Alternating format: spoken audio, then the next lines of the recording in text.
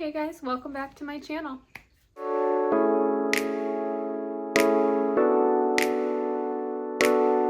So today I think we're going to be doing the long overdue chop and extend of my philodendron splendid. You can kind of see it peeking over my shoulder here, back by my cabinet. I've had this plant for, I don't know, maybe 2.5 years now. I got it as a tiny little baby and it has just exceeded my expectations. Its newest leaf now, and I'll show you guys in a second, is about to hit the ceiling, and I just don't have room for it to continue growing up. So my plan is to chop the plant basically in half, start the top over again so it'll be on the bottom, and then we'll extend the pole.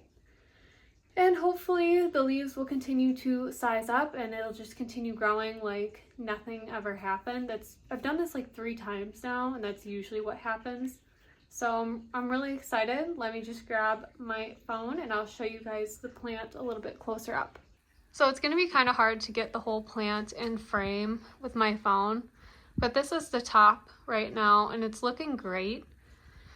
The rest of the leaves down here are kind of beat up, which, I mean, that does happen after a while of moving the plant. Stuff gets knocked around. It also did have spider mites, and I actually did a full treatment yesterday in preparation for this. You can kind of see this leaf here. It's really yellowy. It actually got burned by the grow light at one point, but yeah, I don't know. The spider mites definitely attacked this leaf specifically. So my plan, and you can see here how close that leaf is to the ceiling. The plan is to chop the plant. See where these 2 poles connect here? There's overlapping. The plan is to cut it probably below here or above. I'll kind of have to see what will work, and then we'll just pull this top part out so that we can repot it into a mix and then add another extension on. So it seems easy, and it is, but when you have a plant that's this large, it definitely takes a little bit of time. Wow, look at those leaves. They are perfect. I don't think the spider mites got up to them, which is awesome. Okay, so I am going to grab this plant out of its corner and we will try to make this happen.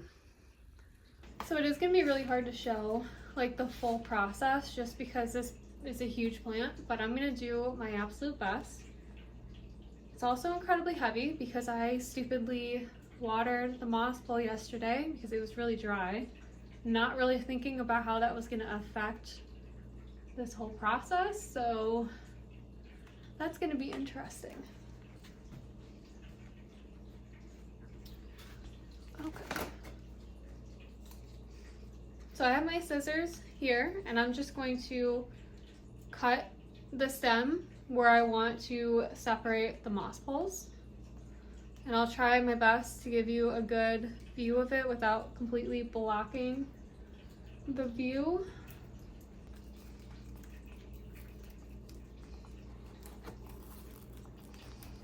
Oh my God. If you're gonna do this, make sure you get a better pair of scissors than what I'm using. Smell the philodendron smell.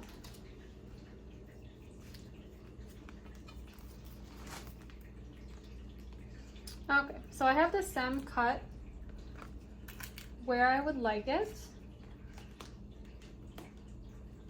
Now I'm going to take off these green straps here and then try to pull off the top piece.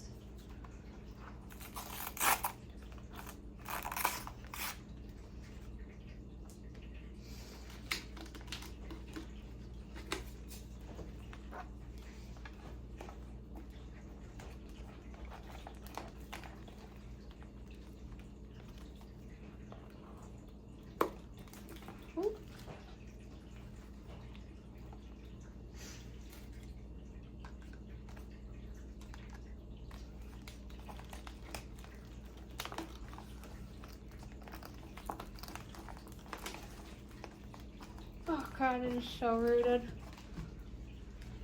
Probably shouldn't be putting those in my mouth.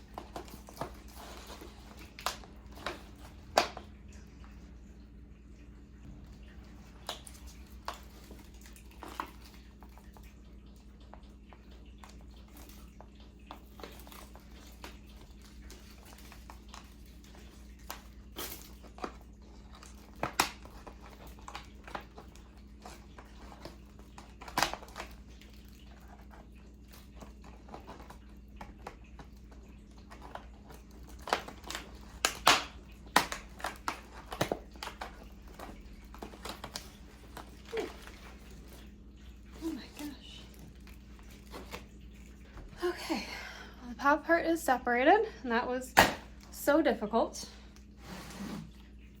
I did end up having to cut the roots to get the moss pole to come off, but that's really not going to hurt anything. It'll be fine. The plant can handle that, a little bit of root disruption.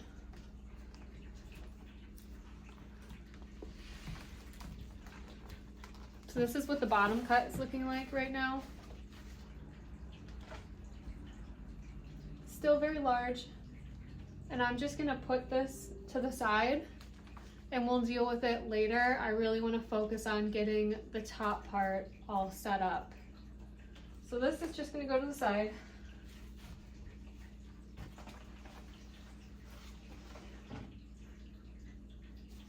We will be doing something with it in just a second. So this is my top cutting. Okay. She's gonna be in shock a little bit. You can see it's really only rooted right here, and then this one is not, but I'm really not worried about that. Once I get it all set up into a pot with the extension under grow light, it's gonna be just fine. It might take a little bit of time for it to get going again, but these plants are incredible. They're so freaking hardy. And I'm not worried about this leaf at all. It was pretty much already in. It might end up being a little bit smaller, but nothing I'm worried about. It's not gonna like rot off and die. Look how pretty it is. Oh, I love it. Okay, I need to readjust the filming situation so that you guys can have a better view of the next step. I do believe we are ready now to pot up the top cutting. I'm going to be using Molly's Mix. I freaking love Molly's Mix. Pretty much all of my plants are in it now. I do have a few that are still in semi-hydro, but when I do use soilless mixtures, I always go with Molly's.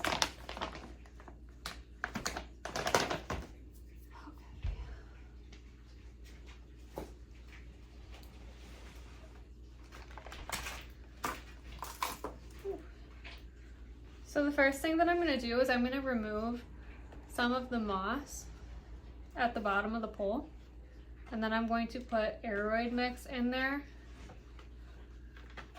This is just to prevent any rot from happening and to help those roots inside the moss pole transition into the soil better. And it really doesn't need to be perfect. I have found that like a little bit of moss left on them really doesn't make that much of a difference. Especially if you're using like a chunky aeroid mix, you're probably not going to have any issues with rot. especially on a very mature plant like this one.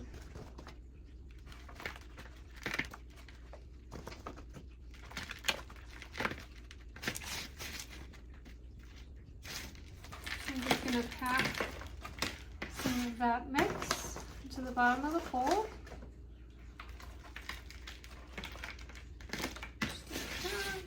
Can be a little bit tricky to get it in there. It really doesn't need to be perfect.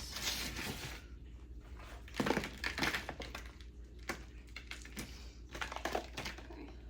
This is the size pot I'm using. Maybe like a 7-inch. I'm actually not sure exactly.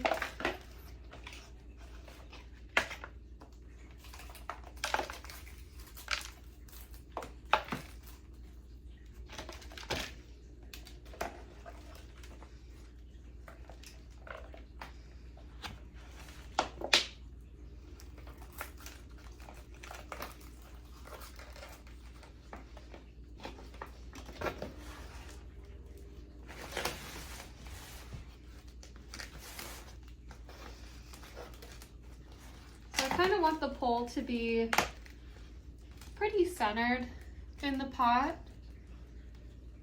And once it's where you want it, you're just going to go in and start filling it up with the soil.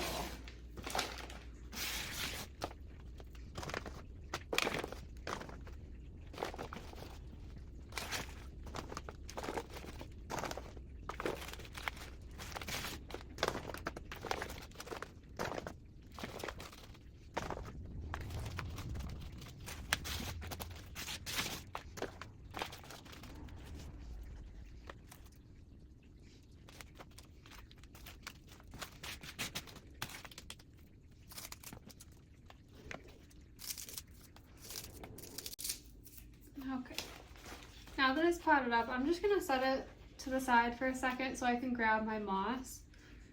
And then I'm going to fill up all of this empty space in this pole. Okay, and now I'm just going to fill this top part with some moss.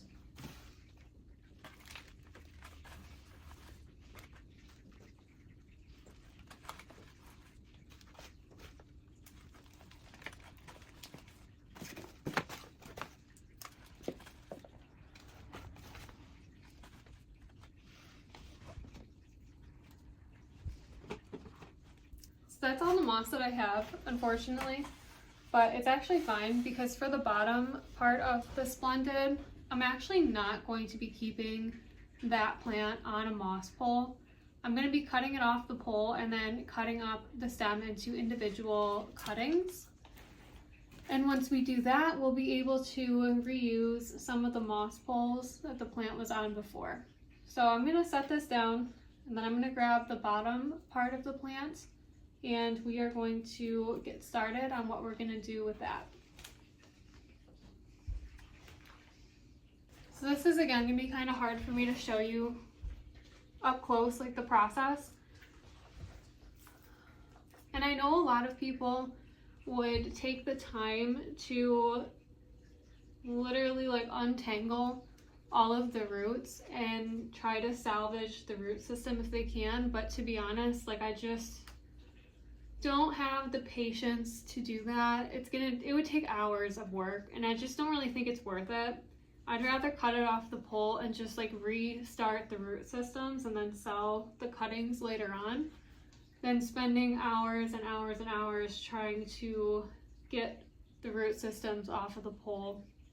It's just not worth it. I'm sure some people would disagree and I admire the people that do have the patience to do something like that, but that is not me. This stake I am going to be using for the top part. We're going to secure that a little bit later, so I'm just going to put that to the side.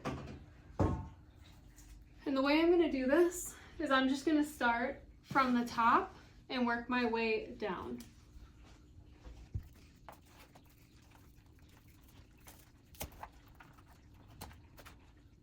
Here's one cutting.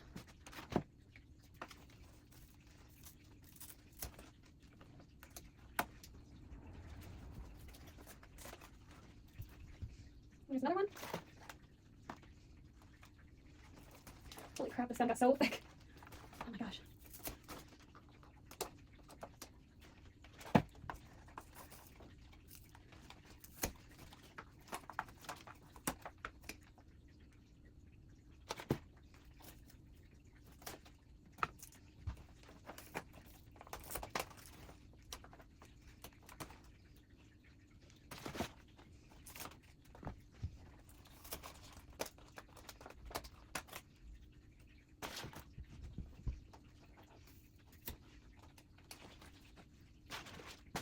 So now that all the cuttings are off of the plant, and I know that was probably really painful for a lot of people to watch, and I'm going to understand if you come for me in the comments a little bit, but I promised you it is going to be okay. I've done this 3 times now. The plant always regrows bigger than it was before, so while it is painful, sometimes it is necessary. I feel like this hobby has a lot of ebb and flow, and you kind of just gotta be okay with that. So now I'm going to separate all of these moss poles. I'm going to disconnect them all so that they're all individual, which is going to be kind of difficult because it is really well rooted, but I should be able to get it with scissors.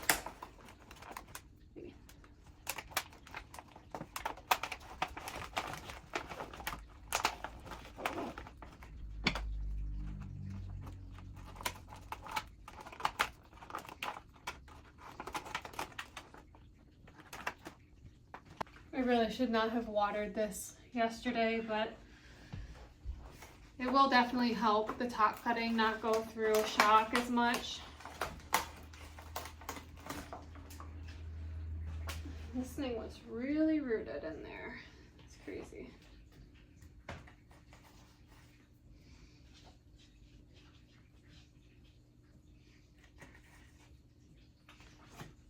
So this is the bottom now. I'll probably leave this pole and this cutting on here because it's so rooted into it.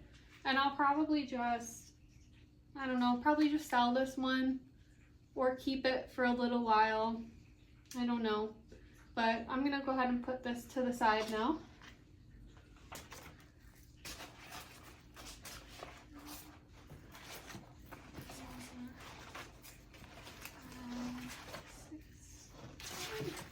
So we have a total of 7 cuttings, 8 including the top, but I'm keeping that one. I probably won't be keeping any of these. I'm gonna try to sell them if I can. I mean, I'm not gonna throw them out. If they don't sell for a while, I will hold on to them, but I just don't have room in my collection for 8 mature splendids.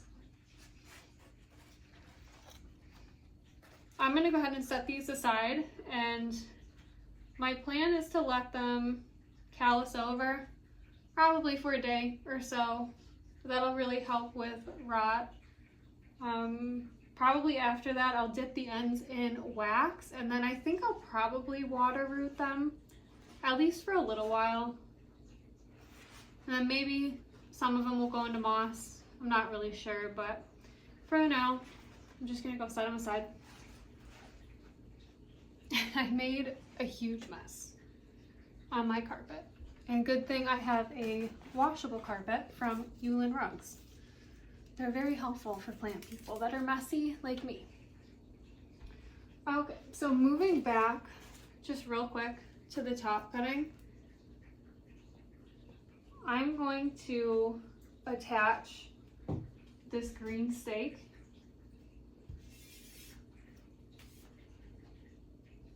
And it probably would have been easier to do this before I filled up the pot, but I wasn't really thinking about it. Since there's not really any root system in the pot right now, it's not really an issue to just put it in half there and secure it.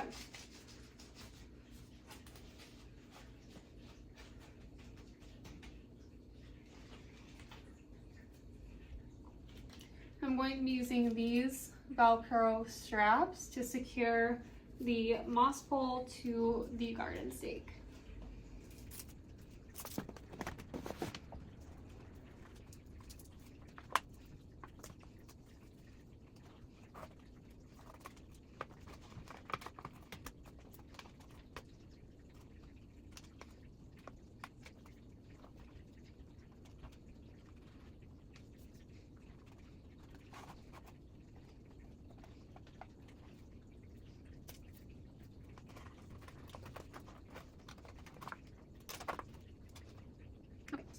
hard to show you.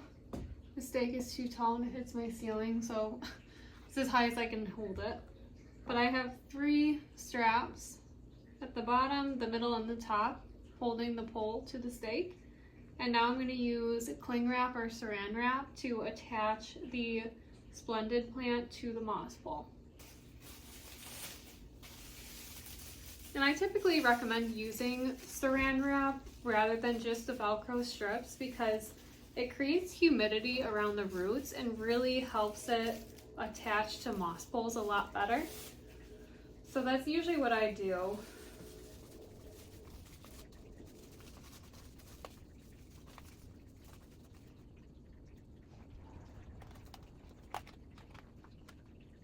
Okay, so this is what it's looking like right now. And once again, I'm going to put it to the side because now we have to work on the used moss poles. And I'll show you guys what you have to do in order to reuse them in a moss pole extension or just reuse them in general for like any plant. So I am using these.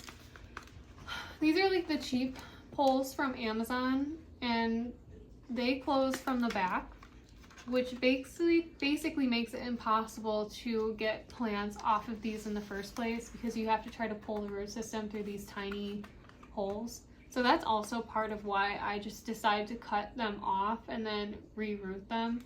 If you're using like the Russo poles, I'm pretty sure that they open from the front and that would make it like 10 times easier to salvage the root system. But unfortunately, I didn't know about Russo poles when I started getting into plants and I've just been using these. So I would like to try some of them at some point, but these do get the job done, but they're definitely not the best.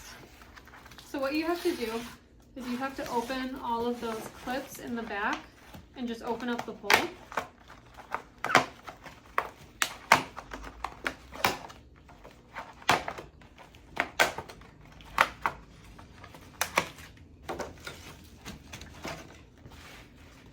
And once the pole is open, you just want to pull out the moss.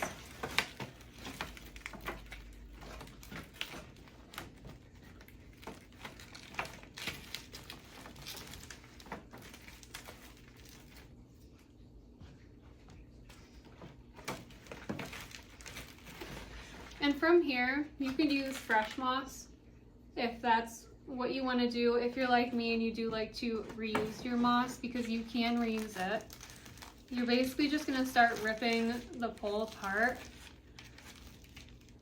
And it's okay if there's like smaller secondary roots in there, but you're really just trying to get all of the really large roots out and just kind of break up the pole so that you can use it again.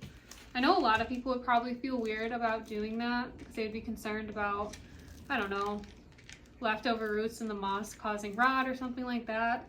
I've been doing it for a long time now and I've never had an issue with using, like, with, oh my god, just like my brain dead there for a second. I've never had an issue with like reusing moss from a pole that has like a root system in it.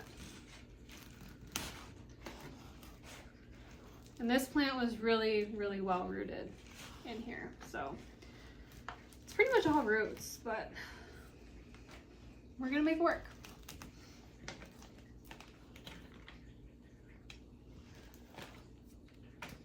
So this is what I'm talking about by like larger root systems, like the really thick ones. You want to try to get those out if you can. I don't think it would really cause an issue if you didn't, but just to be safe.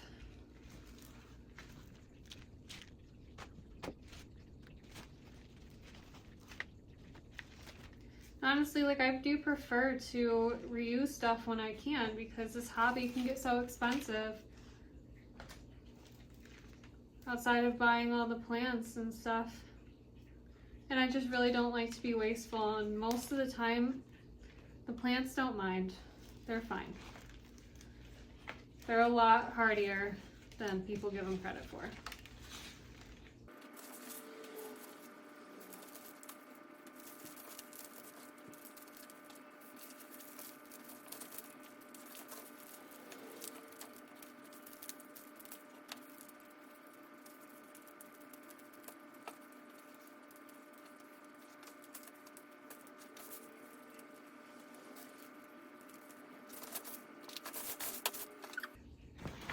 is like all of the root system that I took out.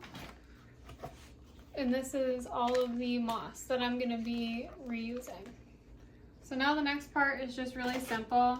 You're literally just gonna refill up the pole and close it. And then we'll put it back on.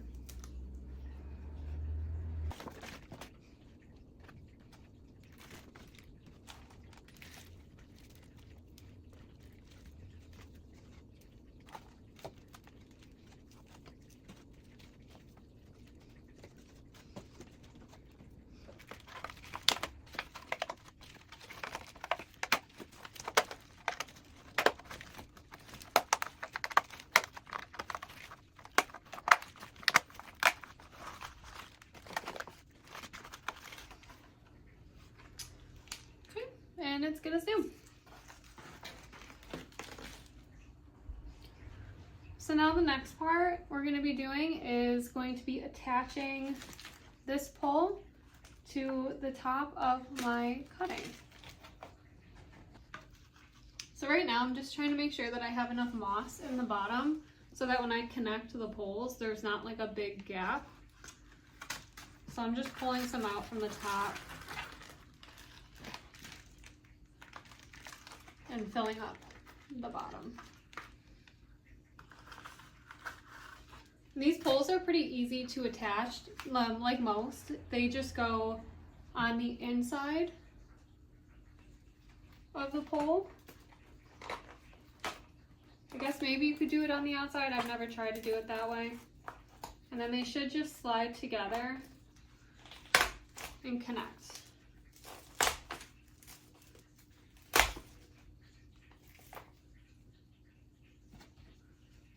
Pretty easy. And after it's connected, you just want to make sure that your plant is secured to that pole with another piece of saran wrap.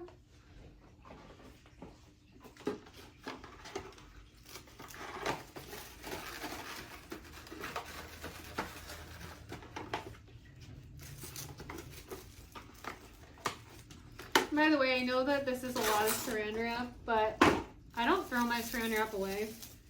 I save it, and then I just reuse it. I keep reusing it until it basically just doesn't become clingy anymore.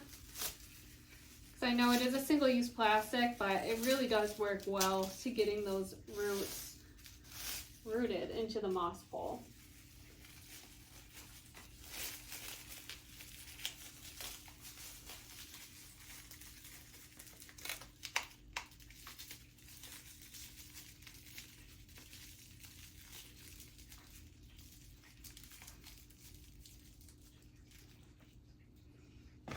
And the next thing you want to do is you want to take more of these and you want to attach that second moss pole securely to this pole so that it's not moving around.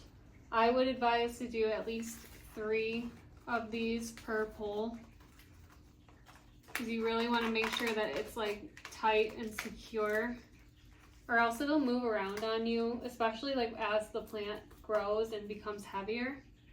And you don't want that because it will collapse and it just makes it a lot harder to manage. And that is the end for now. I'm only going to do 1 moss pole extension right now because that's what it needs. Eventually I will do more. Oh, it's so cute. So I'm going to go put this in its home and then I'll grab my phone and I'll kind of give you guys a better view of what it looks like. So this is what it's looking like right now. It's so small. I think I plan on swapping it out for a different grow light. I have a Barina standing light that I think I'm gonna put over here. I mean, for now, this one should be okay. This is just like a Sansi light. And it works pretty well, but I want to make sure that this is getting a lot of light, especially because I just disrupted it so much. And it is the winter time. Other thing I did forget to mention is make sure you're watering it after you've done everything. Even though the plant doesn't have roots inside of the soil, it's still a good idea to get some moisture in there. I'm really hoping that this leaf isn't disturbed too much. I don't think it will be. I think it'll be okay. So thanks so much for following along. I hope it was an informative and exciting video. I'm going to get all of my mess cleaned up because that was a very, very messy job. But thanks so much for watching this video. If you're interested in seeing more, please like and subscribe.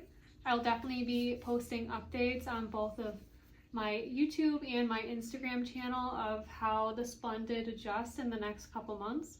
So if you're interested, definitely follow along. Thanks guys. Bye.